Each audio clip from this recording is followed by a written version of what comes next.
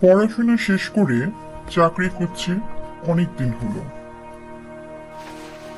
শেষমেশ এক দূরের গ্রামে শিক্ষক হিসেবে কাজ পেলাম। বেতন খুবই কম, এই কোনো রকম খেয়ে পড়ে বেঁচে থাকা।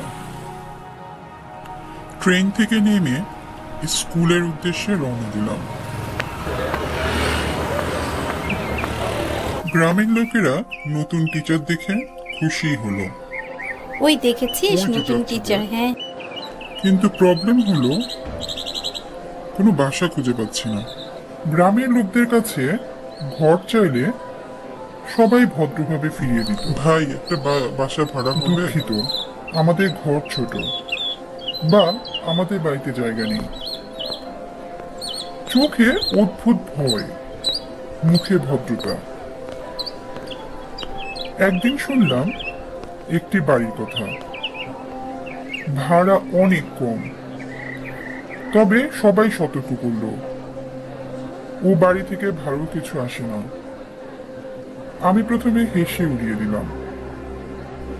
ক্ষুধা আর দারিদ্র আমার ভয়কে অগ্রাহ্য করতে শিখিয়েছিল। তাই সে রাতেই বাড়ির দিকে চলে গেলাম। বাড়িটা একদম নির্জন, ঝোপঝাড়ে ঢাকা। ছাদ কিছুটা ভেঙে গেছে, জানালার পাল্লা অদ্ভুতভাবে ঢেউ খাচ্ছিল। ভিতরে ঢুকতেই ধুলো আর ভিজা বাতাস লাগলো, তবে মেঝে অদ্ভুতভাবে পরিষ্কার, যেন কেউ এখনো একটু খেয়াল রাখে। আমি সেই রাতেই উঠে গেলাম। প্রথম রাতে আমি ফিসফিসানি শুনলাম, যেন কেউ খুব কাছাকাছি ফিসফিস করে বলছে, এখানে এসো,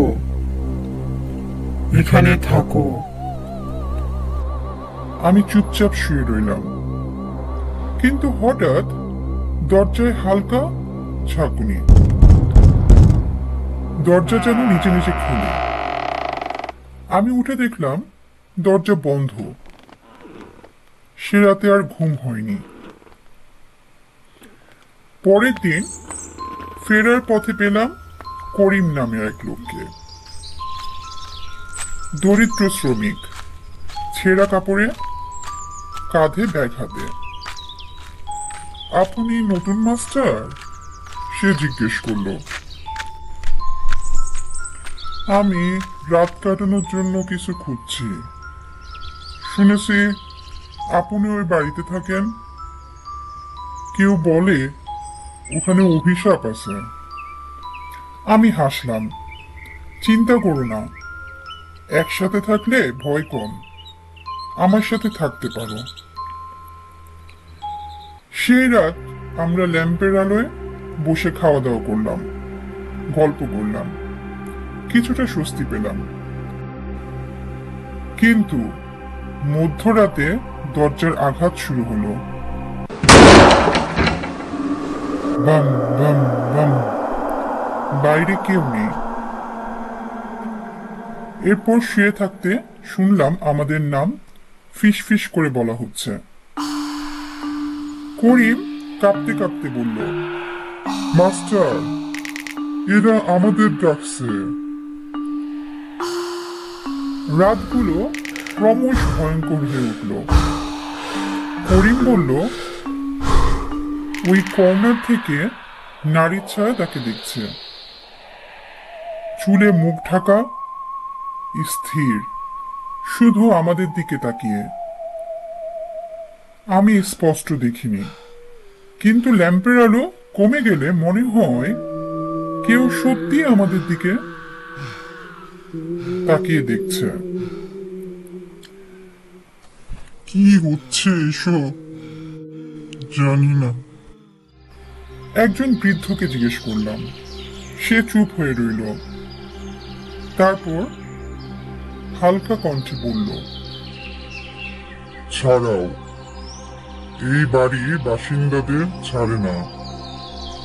যারা আগে এখানে ছিল কেউ পুরোপুরি বের হয়নি। আমি ফিরে এলাম। আমি জানতাম সে বলল এই বাড়ি যাকে বেছে নেয় তাকে ছাড়ে না। সেই রাতে ফিসফিসানি বেড়ে গেল। ঘর ভরে উঠল আমাদের নামের শব্দে।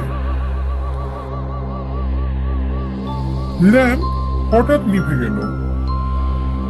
অন্ধকারে কোনো সাধারণ অন্ধকার নয়, এটা যেন দম বন্ধ করা অন্ধকার।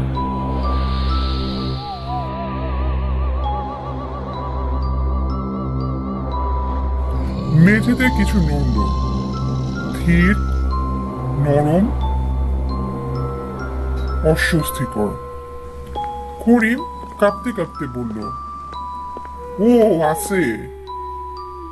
হঠাৎ কোণ থেকে কণ্ঠ বের হলো, পাতলা নারীর কণ্ঠ।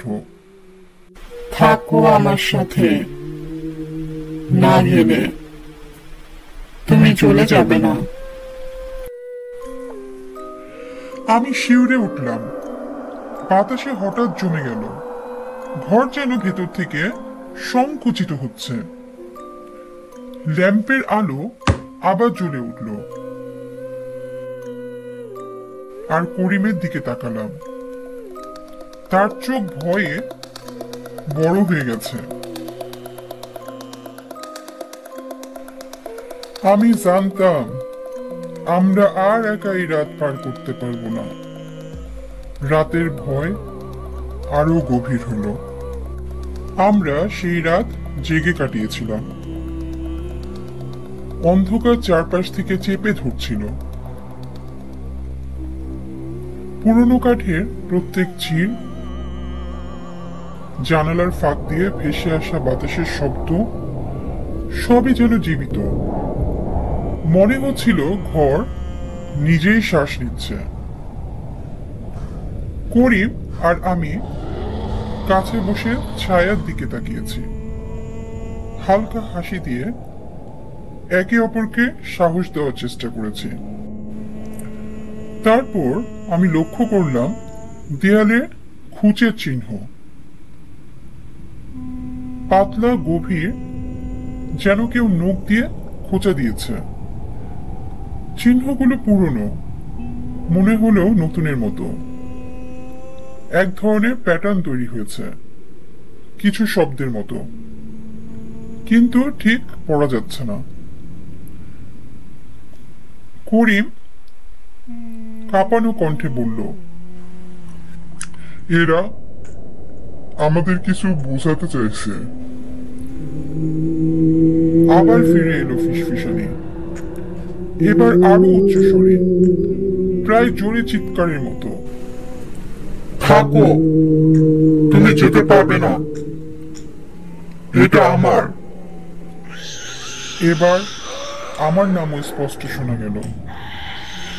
আমার হার্টবিট দ্রুত বেড়ে গেল। কোনাগুলোতে ছায়া নড়াচড়া করছে, এক ছায়া যা স্বাভাবিকের চেয়ে লম্বা, আমাদের দিকে এগুচ্ছে। আমি অনুভব করতে পারছিলাম ও আমাদের দেখছে, অপেক্ষা করছে। আমি দৌড়াতে চেয়েছিলাম, কিন্তু কোথায় যাব? গ্রাম অনেক দূরে, রাস্তা অন্ধকার, আর বাড়ি। আমি বুঝতে পারলাম এটি আমাদের যেতে দেবে না। তারপর করিম অপ্রত্যাশিতভাবে বাড়ির অতীত বলল। একজন বৃদ্ধ আমাকে বলেছিল, সে ফিসফিস করল, বছর খানেক আগে এক নারী এখানে থাকতো। সে দুঃখজনক ঘটনা। সে একজনের থেকে ধোঁকা খেয়ে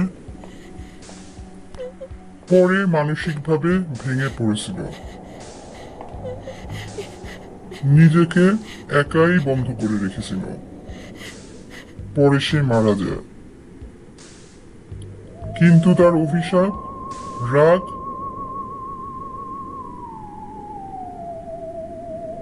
আত্মা সবই রয়ে যায়।